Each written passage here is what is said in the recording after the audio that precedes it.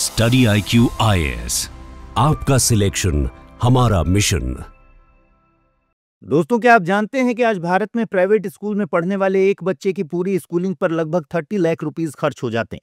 जी हाँ, 30 लाख यानी 3 के बाद 6 जीरोस और। मगर इस आंकड़े को सुनकर हैरान होने से पहले मैं आपको बता दूं कि ये फिगर इकोनॉमिक टाइम्स द्वारा कंडक्ट की गई रिसर्च में आज से 3 इयर्स पहले सामने आया था।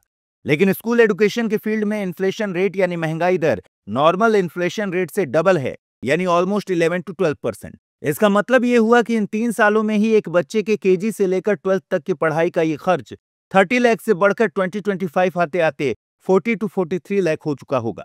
लेकिन अब भी अगर आपको ये नंबर ओवर एस्टिमेटेड लग रहा है तो जरा इस फी स्ट्रक्चर पर ध्यान दीजिए।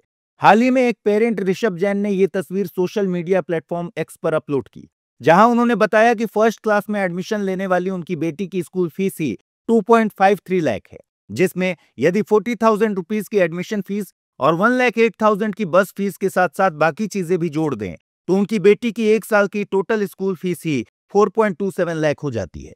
सोचकर देखिए, फर्स्ट क्लास में पढ़ने वाली बच्ची की टोटल स्कूल फी है 4.27 लाख। मगर अब आप कहेंगे कि ये तो हम एक पर्टिकुलर स्कूल की बात कर रहे हैं। आफ्टर ऑल इंटरनेशनल बोर्ड्स और ICSE बोर्ड्स के स्कूल्स तो महंगे हैं ही। तो मैं आपको बता दूं कि ये कहानी किसी एक पर्टिकुलर स्कूल या बोर्ड या किसी एक पर्टिकुलर शहर की नहीं है।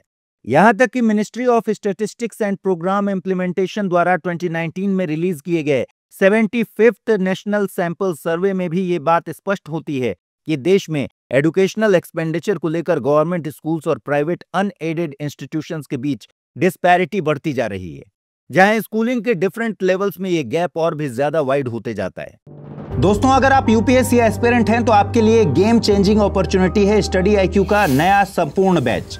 एक कॉम्प्रिहेंसिव प्रोग्राम जिसमें टॉप एडुकेटर्स के साथ 1000+ आवर्स की live classes, personalised mentorship and handwritten notes से लेकर PRP MRP जैसे इंटेंसिव प्रोग्राम्स हैं। प्रीलिम्स और मेंस स्कॉलरशिप के तहत प्रीलिम्स क्लियर करने पर पूरी फीस रिफंड हो जाएगी। टॉप परफॉर्मर्स के लिए हर मंथ 11,000 रुपीज का cash reward, economically weaker sections के लिए स्पेशल उड़ान स्कॉलरशिप भी है। X secretary Anil Swarup sir खुद गाइड करेंगे आपको इस जर्नी में। स्टडी IQ पर 2 करोड़ इंडियंस का ट्रस्ट है और अब संपूर्ण बैच के साथ आपका यूपीएससी ड्रीम भी होगा अचीव। सिल्वर, गोल्ड या platinum, choose the plan that fits your needs. आपको करना क्या है, स्टडी IQ वेबसाइट पर जाइए, यूपीएससी संपूर्ण बैच पर क्लिक कीजिए and once you click on buy now आप देख सकते हैं डिस्काउंट कोड्स। वहां पर टाइप कीजिए अमृत लाइव एंड आपको मिलेगा सबसे lowest price and obviously your IAS journey starts here. अब हालांकि ये बात जाहिर है कि जितना बड़ा शहर और जितना बड़ा स्कूल उतना ही बड़ा फी का बोझ, लेकिन आज मेट्रोज से लेकर स्मॉल टाउन्स तक में मौजूद private schools unimaginable fee charge कर रहे हैं, और वो भी हर साल ऑन एन एवरेज 5 to 7% बढ़ती जा रही है। यही नहीं, अगर आप बीते कुछ महीनों में ही न्यूज रिपोर्ट्स पर नजर डालेंगे तो बेंगलुरु से लेकर भोपाल तक बहुत से पेरेंट्स ने ये बात पॉइंट आउट की है कि कुछ प्राइवेट स्कूल्स तो 30 to 40% तक का फी हाइक इंप्लीमेंट कर रहे हैं, जिसे लेकर चर्चाएं तो अक्सर होती हैं, मगर इसका सोल्यूशन कुछ नहीं निकलता। नतीजा ये है कि बेबस पेरेंट्स सोशल मीडिया प्लेटफॉर्म पर अपना गुस्सा निकालने के अलावा कुछ नहीं कर पा रहे हैं और अपने बच्चों को इसी तरह के लगातार एक्सपेंसिव होते प्राइवेट स्कूल्स में भेजने को मजबूर हैं। अब ऐसे में सवाल ये उठता है कि आखिर इंडिया में स्कूल एजुकेशन इतनी एक्सपेंसिव क्यों होती जा रही है, और अगर प्राइवेट स्कूल्स फीस को लेकर अपनी मनमानी चला रहे हैं तो आखिर गवर्नमेंट उन पर नकेल कसने में फेल क्यों हो रही है। तो चलिए आज की इस वीडियो में हम इसी इशू को डिटेल में डिस्कस करते हैं और साथ ही ये भी समझने की कोशिश करते हैं कि कैसे खुद पेरेंट्स और गवर्नमेंट भी इंडियन स्कूल एजुकेशन को और अधिक एक्सपेंसिव बनाने में हेल्प कर रहे हैं। दोस्तों, ये बात तो आप जानते ही होंगे कि हमारे देश में हमेशा से एजुकेशन को कितनी इंपॉर्टेंस दी जाती रही है। यही कारण है कि एंशिएंट इंडिया के गुरुकुल और उनकी गुरु शिष्य परंपरा से लेकर हमारे तक्षशिला और नालंदा जैसे विश्वविद्यालय आज भी एजुकेशन के फील्ड में अनपैरेलल्ड आइडियल्स की तरह जाने जाते हैं। मगर आज की सच्चाई ये है कि भारत में एजुकेशन सेक्टर अपने आप में एक बिजनेस, एक इंडस्ट्री बन चुका है। गवर्नमेंट एस्टिमेट के मुताबिक 2022 में भारत में सबसे ज्यादा तकरीबन 26.5 करोड़ स्कूल गोइंग स्टूडेंट्स हैं। इस नंबर के मैसिव स्केल का अंदाजा आप इस बात से लगा सकते हैं कि दुनिया के महज 4 to 5 कंट्रीज ही ऐसे हैं जिनकी टोटल पॉपुलेशन इससे ज्यादा हो, जिनमें से ऑलमोस्ट आधे बच्चे प्राइवेट स्कूल्स में पढ़ते हैं। यही कारण है कि आज फाइनेंशियल ईयर 2025 में देश के एजुकेशन सेक्टर का मार्केट ही $225 बिलियन का है, जो ऑन एन एवरेज 10.7% के ग्रोथ रेट से ग्रो कर रहा है और 2030 तक इसके 313 बिलियन यूएस डॉलर का हो जाने की उम्मीद जताई जा रही है। ऐसे में इसी ग्रोथ रेट और मार्केट पोटेंशियल को देखते हुए देश में एडुकेशन और खास तौर पर स्कूल एडुकेशन का कमर्शियलाइजेशन बढ़ते जा रहा है, जो बड़े बड़े मेट्रो सिटीज से लेकर रूरल एरियाज तक हर जगह देखने को मिलता है। यहां तक कि गवर्नमेंट द्वारा प्रेजेंटेड डेटा भी ये दिखाता है कि 2014 से 2024 के बीच जहां गवर्नमेंट स्कूल्स के नंबर में 8% का डिक्लाइन रजिस्टर किया गया है, जबकि इसी कॉन्ट्रास्ट में इसी टाइम पीरियड में प्राइवेट स्कूल्स 14% बढ़ गए हैं। यही नहीं, आज एक के बाद एक बड़े बड़े कॉर्पोरेट हाउसेस भी अपने कदम किंडरगार्टन और स्कूल एडुकेशन के फील्ड में रखते जा रहे हैं। ऐसे में जाहिर है कि जैसे जैसे स्कूल एडुकेशन का प्राइवेटाइजेशन और कॉर्पोरेटाइजेशन हो रहा है, वैसे वैसे उसे महंगे दामों में बेचने का कंपटीशन भी बढ़ता जा रहा है। आज हर स्कूल इसी दौड़ में लगा हुआ है कि वो खुद को दूसरे से ज्यादा फैंसी कैसे दिखा सके, और कभी एक्सपेंसिव बुक्स तो कभी लंच में मिलने वाले एक्सपेंसिव मील्स, कभी एक्स्ट्रा करिकुलर एक्टिविटीज तो कभी एक्सपेंसिव यूनिफॉर्म्स के नाम पर मोटी फीस वसूली जा रही है। यही नहीं, आज प्राइवेट स्कूल्स ने हिडन चार्जेस और ऐसे ही अलग अलग क्रिएटिव तरीकों से पेरेंट्स की जेब काटने के तरीके भी ढूंढ लिए हैं। उदाहरण के लिए बीते साल ही एक पेरेंट ने जूनियर केजी में पढ़ने वाले अपने बच्चे की स्कूल का फी स्ट्रक्चर सोशल मीडिया पर पोस्ट किया था, जहां उन्होंने दिखाया था कि कैसे उस बच्चे की फी के रूप में 1.5 लाख से भी ज्यादा चार्ज करने के बाद school one time parent orientation charges के नाम पर 8500 रुपीज और वसूल कर रहा है। ऐसे में हर कोई ये देखकर दंग था कि आजकल स्कूल फीस बढ़ाने के लिए स्कूल कैसे कैसे क्रिएटिव तरीके अपना रहे हैं। और ताज्जुब की बात यह है कि इतनी फीस चार्ज करने के बाद भी कोई इन स्कूल से ये पूछने वाला नहीं है कि आखिर ये फी कैसे जस्टिफाइड है। ऐसे में सवाल ये उठता है कि आखिर सेंट्रल या स्टेट गवर्नमेंट प्राइवेट स्कूल्स के खिलाफ कोई कदम क्यों नहीं ले पा रही है, और आखिर क्यों हमारे देश में प्राइवेट स्कूल्स को एक तरह का फ्री हैंड मिला हुआ है। तो दोस्तों, इसके कई कारण हैं, जिनमें पहला है कि आज भी लीगल पॉइंट ऑफ व्यू से हमारे देश में स्कूल्स को एक नॉन प्रॉफिट ऑर्गेनाइजेशन माना जाता है। इसीलिए भले ही एक प्राइवेट स्कूल को सेटअप करने के लिए गवर्नमेंट की ओर से फ्री ऑफ कॉस्ट या मिनिमल रेट पर लैंड प्रोवाइड किया गया हो, मगर स्कूल ऑपरेशंस में गवर्नमेंट का इंटरफेरेंस न के बराबर ही रहता है। अब हालांकि दिल्ली, हरियाणा और एमपी जैसे बहुत से स्टेट्स ने प्राइवेट स्कूल्स को और खास तौर पर फी स्ट्रक्चर को लेकर इनकी मनमानी को रोकने के लिए कुछ लॉज इनेक्ट किए हैं, मगर लीगल एक्सपर्ट्स की माने तो ये लॉज बहुत वीक हैं। नतीजा ये है कि प्राइवेट स्कूल्स और खास तौर पर बड़े और महंगे प्राइवेट स्कूल्स से इन्हें फॉलो करवाना गवर्नमेंट के लिए भी मुश्किल साबित होता है, और इसीलिए अक्सर ये मुद्दे कोर्ट्स तक भी पहुंच जाते हैं। मगर देश में प्राइवेट स्कूल्स की मनमानी का एक फ्लिप साइड भी है, जहां इंडस्ट्री एक्सपर्ट्स ये बताते हैं कि जिस तेजी से देश में स्कूल एडुकेशन का कॉर्पोरेटाइजेशन हुआ है, उसने इन्हीं स्कूल्स को एक प्रॉफिट मेकिंग मशीन में कन्वर्ट कर दिया है, जिसके लिए स्कूल मैनेजमेंट ने कुछ क्रिएटिव मेथड्स भी निकाल लिए हैं। उदाहरण के लिए एरोकॉन कंसल्टेंसी की एक रिपोर्ट के अकॉर्डिंग आज प्राइवेट स्कूल्स के ट्रस्टीज और बोर्ड मेंबर्स के ही रिलेटिव्स और फैमिली मेंबर्स उन स्कूल्स के वेंडर्स और सर्विस प्रोवाइडर्स के रूप में रजिस्टर हो जाते हैं, जो स्कूल को furniture, canteen supplies, smart boards, uniforms, book और सिमिलर सप्लाईज प्रोवाइड करके अपने लिए प्रॉफिट्स बुक कर लेते हैं।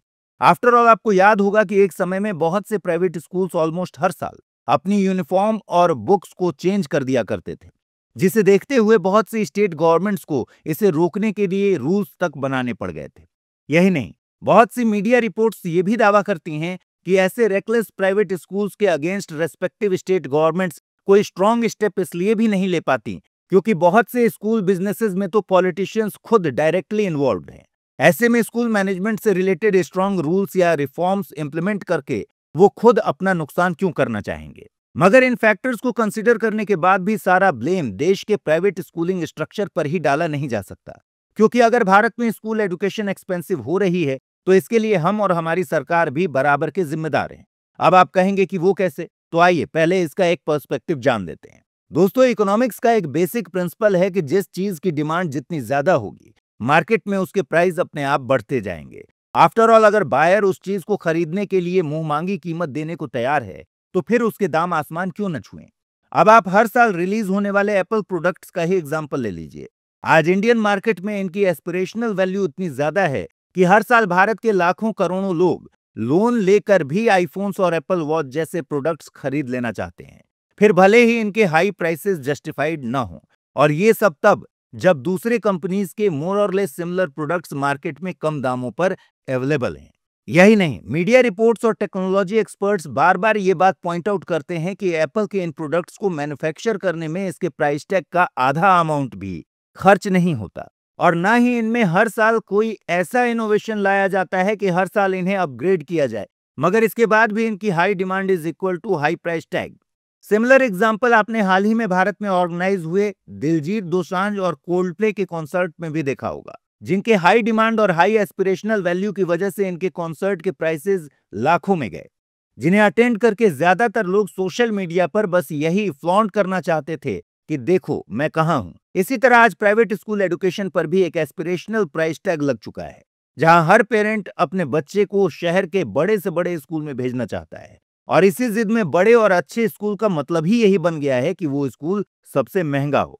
इसीलिए आज जो school random activities, fancy meal programs, out of station picnics और महंगी यूनिफॉर्म्स के नाम पर एक मोटी फीस वसूल रहा हो, वही अच्छा समझा जाने लगा है और उसी की डिमांड ज्यादा हो गई है। आफ्टर ऑल आज पेरेंट्स अक्सर अपनी सोशल गैदरिंग्स में अपनी कॉलर चढ़ाकर बड़े शान से अपने दोस्तों को बताते हैं कि उनका बच्चा बेहद पॉश XYZ स्कूल में पढ़ रहा है, वही स्कूल जहां शहर के ज्यादातर अमीर घरों के बच्चे पढ़ने आते हैं। यही कारण है कि जैसे ही ऋषि जैन ने सोशल मीडिया पर अपनी बेटी के स्कूल का फीस स्ट्रक्चर पोस्ट किया, तो कमेंट सेक्शन में बहुत से लोगों ने भी इस बात को पॉइंट आउट किया कि वो अपनी बेटी को जयपुर के one of the most expensive schools में भेज क्यों रहे हैं। आफ्टर ऑल ऐसा तो नहीं है कि शहर में दूसरे अच्छे स्कूल्स अवेलेबल ही ना हो। यही नहीं, आज के कॉम्पिटिटिव वर्ल्ड में एक्सपेंसिव प्राइवेट स्कूल्स अपनी मार्केटिंग से पेरेंट्स के बीच एक फोमो यानी फियर ऑफ मिसिंग आउट की टेंडेंसी क्रिएट कर देते हैं, जिसकी वजह से उन्हें यह लगने लगता है कि अगर उन्होंने भी अपने बच्चे को एक महंगे प्राइवेट स्कूल में नहीं भेजा तो उनका बच्चा जिंदगी के रेस में पीछे रह जाएगा। यहां तक कि आज ग्रेक्वेस्ट और जोडो जैसे फिनटेक कंपनीज और बैंक पेरेंट्स को अपने बच्चों की ईयरली स्कूल फीस चुकाने के लिए इजी EMIs पर लोन तक प्रोवाइड करने लगी हैं।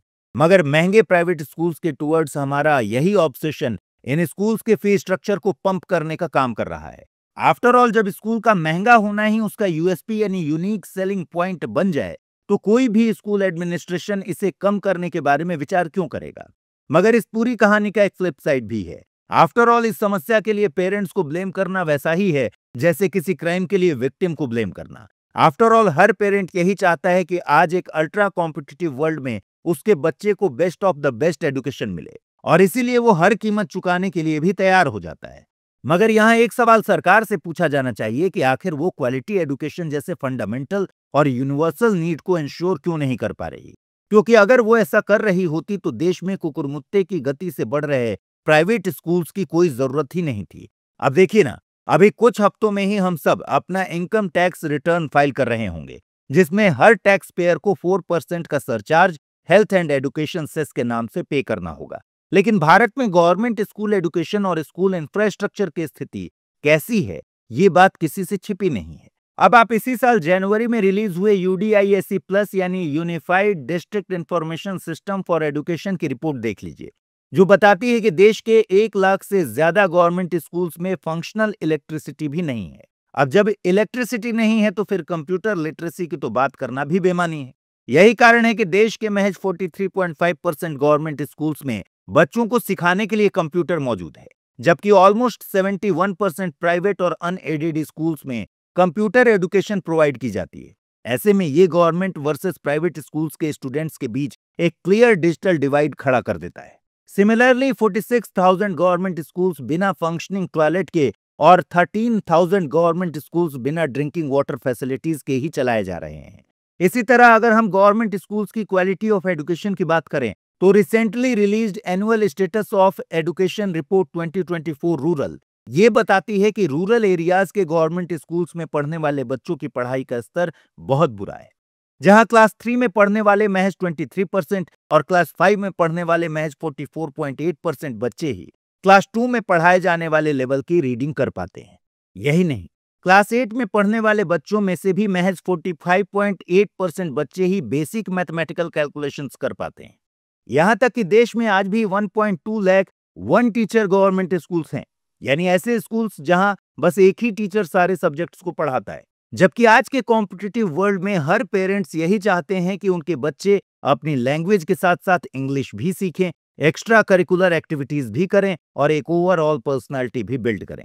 ऐसे में जाहिर है कि जहां भी पेरेंट्स के पास एक अच्छे प्राइवेट स्कूल्स का ऑप्शन है, वहां पेरेंट्स अपने बच्चों को गवर्नमेंट स्कूल्स में भेजने से बचते हैं। और इसीलिए अगर हम स्कूल एनरोलमेंट के ट्रेंड पर नजर डालें तो अर्बन एरियाज के ज्यादातर बच्चे प्राइवेट एडेड या अनएडेड स्कूल्स में ही पढ़ रहे हैं, जबकि महज 36.5% बच्चे ही गवर्नमेंट स्कूल्स में एनरोल्ड हैं। इसी तरह जैसे जैसे रूरल एरियाज में प्राइवेट स्कूल्स एस्टेब्लिश होते जा रहे हैं, वहां भी पेरेंट्स के बीच अपने बच्चों की गवर्नमेंट से निकालकर प्राइवेट स्कूल्स में एनरोल करने का ट्रेंड बढ़ते जा रहा है। इस बारे में 2019 में IIM अहमदाबाद द्वारा कंडक्ट की गई स्टडी में भी यही पता चलता है कि देश के ऑलमोस्ट 70% हाउसहोल्ड्स का कम से कम एक बच्चा प्राइवेट स्कूल में पढ़ रहा है, जिसका कारण है गवर्नमेंट स्कूल्स पर उनका high level of distrust.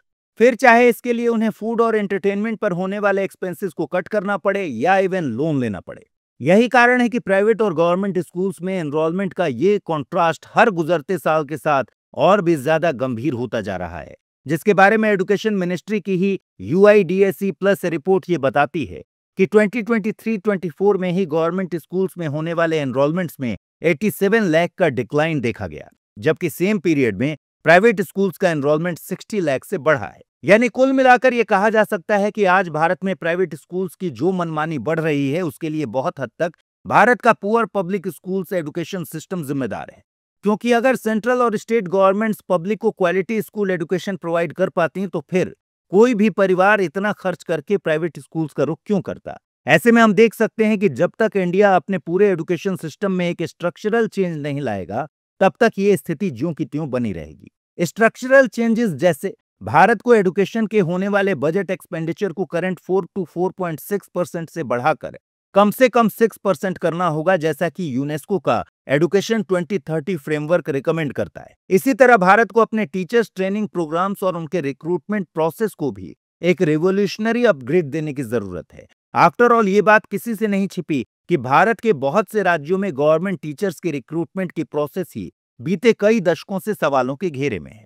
Similarly Bharat को अपने स्कूल एजुकेशन प्रोग्राम में उस न्यू एजुकेशन पॉलिसी को इफेक्टिवली इंप्लीमेंट करना होगा, जिसे कुछ साल पहले एजुकेशन के क्षेत्र में एक नई क्रांति के रूप में इंट्रोड्यूस किया गया था।